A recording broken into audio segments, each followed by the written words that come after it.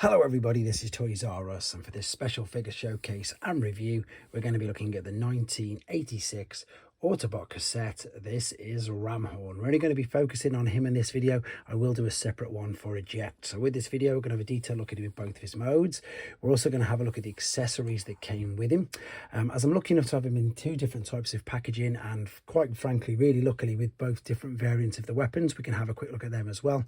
And of course I can just show you very briefly of course where he would in fact go inside Blaster's chest. So quite a bit to get through with this video. So before we go any further, I'd like to remind anybody who's not subscribed to the channel to hit that subscribe button for me now please, because it really will help me out.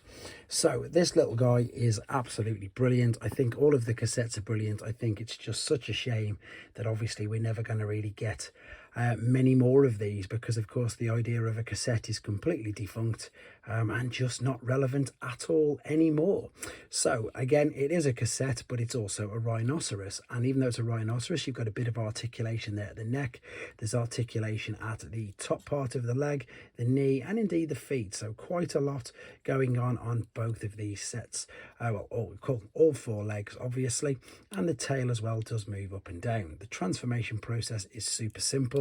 It's just a case of folding things into the spaces to make a rectangle. For those of you who don't know what a tape is, we're just going to make a rectangle like so. Now unfortunately I've just found out, and I've had to retake the video, that my blaster, the chest cavity doesn't open. So what you would do is this would fit inside there like so, and of course he could spring them out. Now with him being Blaster, his chest cavity is bigger than sound waves, and he could in fact store two cassettes in.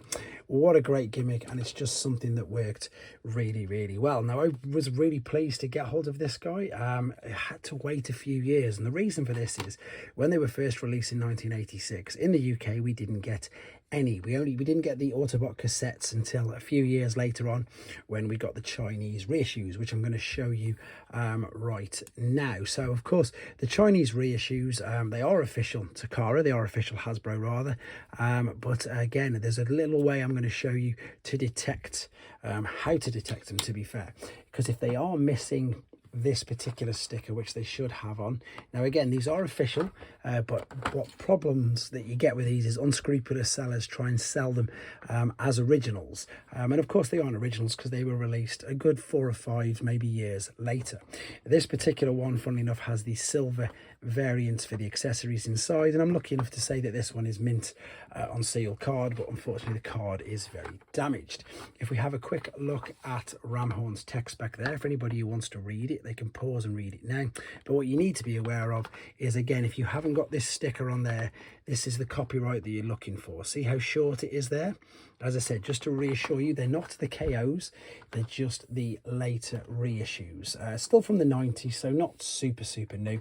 This one is the very good work of my friend Tim Banerjee's reseal, so you can probably just make it out if you look on some of the edges, but this has the gold accessory variant inside. So there was the two variants anyway between the accessory colors, and on the original packaging the copyright on the underside, which you can see there, is huge. So on all of the original cards this applies to the mini bots, the Autobot cars, and lots of other figures. Check your copyrights to see if they are in fact genuine original first releases. So again, we can attach the accessories either side, just on these back holes here. Now things to be aware of is, as you can see, there's metal there, so this can get corroded.